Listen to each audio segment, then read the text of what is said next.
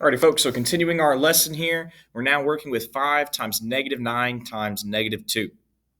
So let's just group these together here, go piece by piece. So let's first start with 5 times negative 9, and then after that, we'll multiply times negative 2.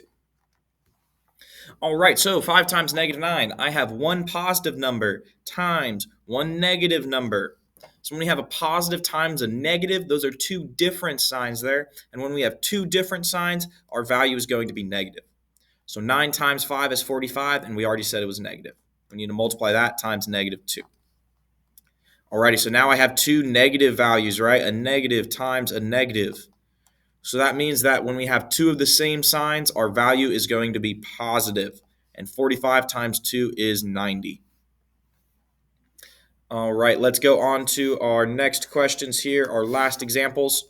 We want to find out which product is greater, negative 4 times negative 6 or negative 7 times positive 8.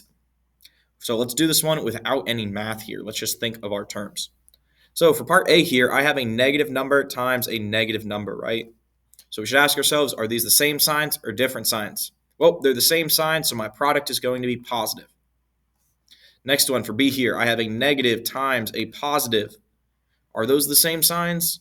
No, they're not, right? So these are going to be negative. So that means that A has a bigger product because A is positive. And then if we actually look at this here, 6 times 4 is 24.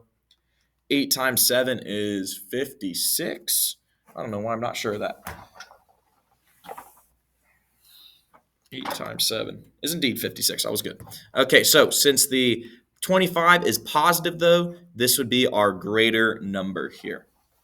Alrighty, guys, don't forget about your conclusion here. Today we learned about, practice problems. No, this should say conclusion, sorry. Today we learned about multiplying integers, and remember, we had to think about our same signs versus having different signs. When do we get a positive number? When do we get a negative number? Make sure you include that in your conclusion so that way you are recording that information down. Alrighty, y'all, I'll see you in class tomorrow. Peace out. Have a good day.